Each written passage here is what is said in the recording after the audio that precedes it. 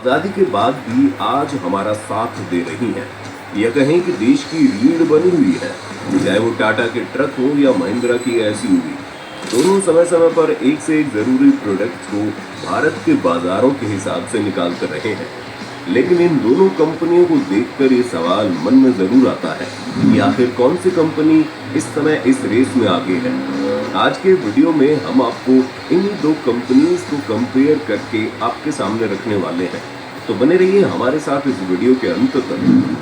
सफलता वो नहीं जो आपको तोहफे में मिल जाए, बल्कि सफलता वो है जिसके लिए दिन रात मेहनत करनी पड़े।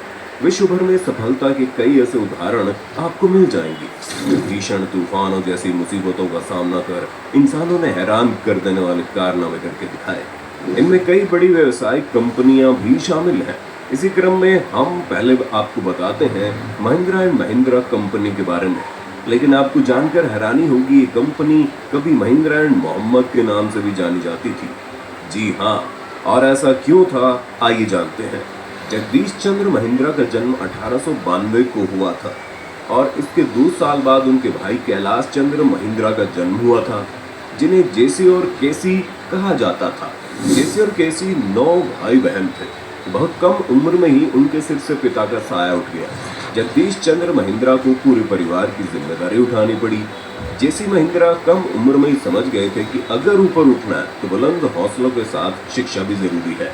इसलिए उन्होंने अपने भाई बहनों को उच्च शिक्षा दी और भाई केसी को पढ़ने के लिए कैम्ब्रिज भेज दिया। बड़ी लगन से अमेरिका में पढ़ाई करने के बाद केसी महिंद्रा कुछ समय के लिए अमेरिका में ही नौकरी भी करने लगे। उसके बाद वो साल 1945 में भारत लौट आए, क्योंकि उनका वहाँ मन नहीं लगा। 1945 में केसी जब भारत लौटे तो उन्हें कई सरकारी पदों के साथ साथ कई प्राइवेट संस्थाओं से बड़ा पद ऑफर हुआ। लेकिन उन्होंने अपने बड़े भाई जेसी महिंद्रा और अपने दोस्त मलिक गुलाम मोहम्मद के साथ मिलकर अपना नया बिजनेस शुरू करने का मन बना लिया था।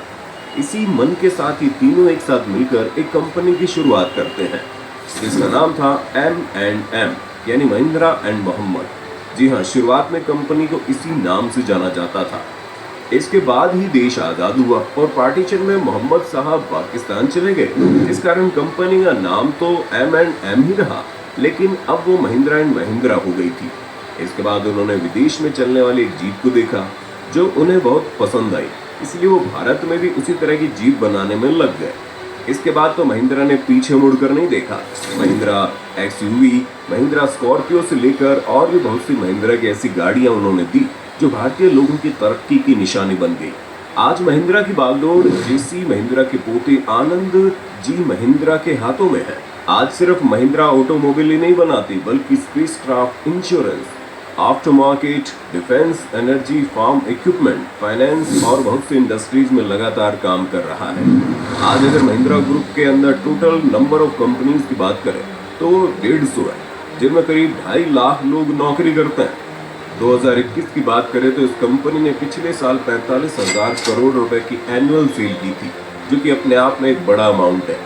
और आज महिंद्रा कंपनी नेटवर्थ की बात करें तो वो 190 करोड़ US डॉलर है, यानी करीब 13.5 हजार करोड़ रुपए। लेकिन दोस्तों, जैसा कि हमने आपको पहले ही बताया था कि महिंद्रा के साथ ही एक और कंपनी ने भारत में जन्म लिया था। उसका नाम आज कौन नहीं जानता। जी हाँ, हम बात कर रहे हैं टाटा मोटर्स की, जो कि टाटा ग्रुप की एक बहुत बड़ी कंपनी है।